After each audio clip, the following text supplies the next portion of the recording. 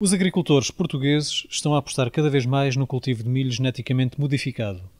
O chamado milho transgénico está a ganhar terreno em Portugal, tendo-se passado de uma área cultivada de 1.250 hectares em 2006 para 4.500 hectares em 2007. Os alimentos produzidos a partir de transgénicos estão cada vez mais presentes na nossa cadeia alimentar. Mas será que isso nos deve preocupar?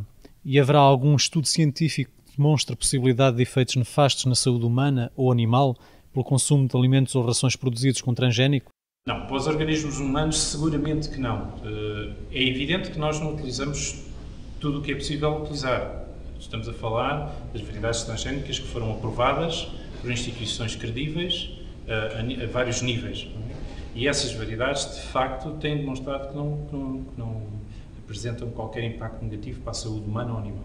Para o Ministro da Agricultura, não há dúvida que o recurso aos transgénicos é uma solução que pode ser vantajosa para todas as partes: agricultores, consumidores e meio ambiente.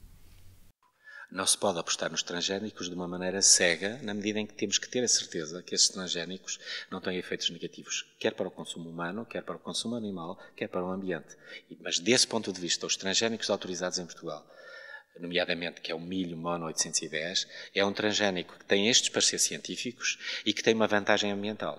Não necessita de tantos pesticidas, porque o milho é muito afetado por uma doença, a broca do milho, que é vulgarmente conhecida, e a partir do momento em que se descobriu um transgénico em que a broca não ataca, nós estamos a proteger o ambiente porque utilizamos menos pesticidas.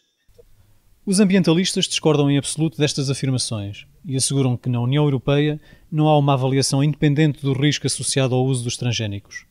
Garantem que são geneticamente instáveis e que a sua composição pode mudar todos os anos, o que significa que se forem dados como seguros hoje, amanhã poderão já não o ser.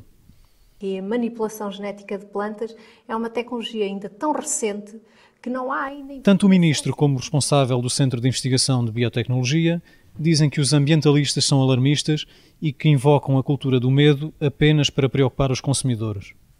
Existem duas grandes áreas. Uma em que existe uma perspectiva ideológica, se quiser, que rejeita tudo aquilo que os ambientalistas, ou que alguns ambientalistas dizem que não é natural, e portanto, não sendo natural, não pode ser utilizado, mas a realidade é que nada do que nós produzimos atualmente é completamente natural. Do ponto de vista científico e técnico, não existem de facto razões que façam com que as pessoas se alarmem ou fiquem especialmente preocupadas pela utilização das variedades que estão aprovadas.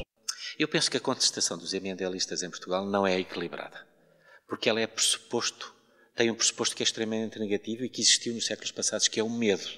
Ora, nós vivemos em sociedades modernas em que hoje poderemos aceitar mais facilmente produtos novos, porque antes de os aprovar, experimentamos. Hoje temos, por um lado, digamos, a inovação tecnológica e o desafio da inovação tecnológica, mas temos a gestão dos riscos dessa inovação, que é o princípio da precaução. Os cultivos modificados geneticamente estão crescendo a nível mundial. Este ano han crescido 12%. Indiferente a estas polémicas, a Monsanto, considerada a maior empresa do setor dos transgénicos agrícolas a nível mundial, vai anunciando a descoberta de novas espécies de milho, particularmente concebidas para resistirem a situações de grande falta de água. As ideais para países como Espanha, Grécia e também Portugal.